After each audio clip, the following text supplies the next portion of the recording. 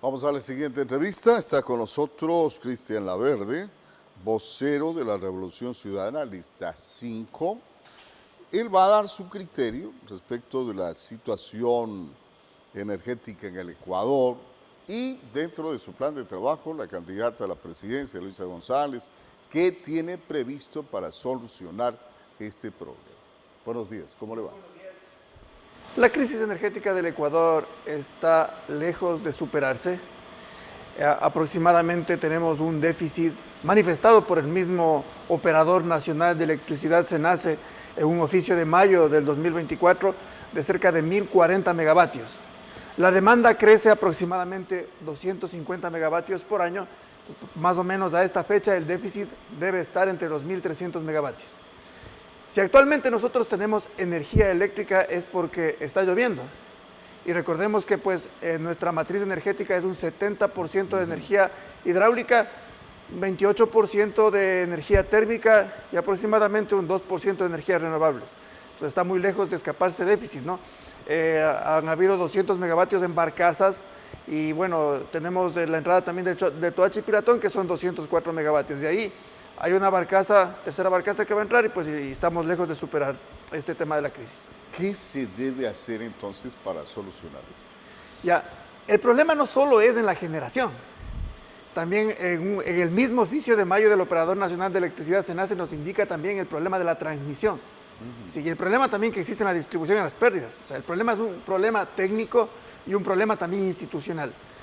Bueno, el plan genera de la candidata Luisa González es bastante importante y habla de la inversión en el tema de la generación, tanto inversión pública como la inversión también privada en el tema de generación, en el tema de la transmisión y en el tema de distribución. También se habla de la reducción de pérdidas. Las pérdidas en los sistemas de distribución han pasado del 11% al 16%.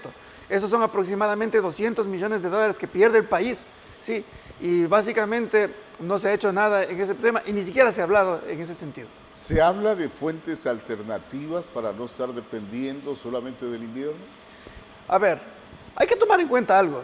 El gobierno ha dado una narrativa totalmente, incluso hasta cómica en este sentido, de decirnos que el problema es la energía hidráulica, cuando nosotros todavía tenemos un potencial de 14.000 megavatios para poder explotar en energía hidráulica. El problema no es la energía hidráulica. Decir que nosotros tenemos un exceso de energía hidráulica es como que Arabia Saudita se queja que tienen un exceso de petróleo.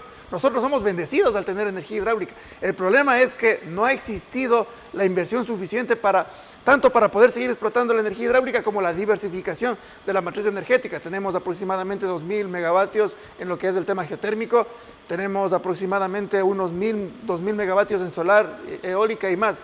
Y esto está dentro del bloque de los 500 megavatios de energías renovables no convencionales que están en el Plan Maestro de Electrificación.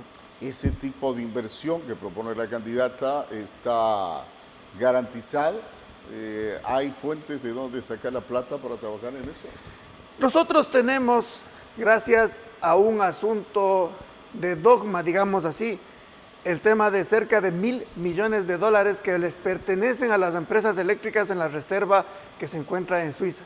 Recordemos también que el candidato presidente canceló cerca de 500 millones de dólares de deuda externa que los tomó de la Corporación Eléctrica del Ecuador de la misma reserva. Entonces, existe el financiamiento necesario para poder al menos aplacar a mediano y corto plazo la crisis. O sea, literalmente, como si nosotros seguimos como estamos, vamos a tener apagones en octubre y noviembre.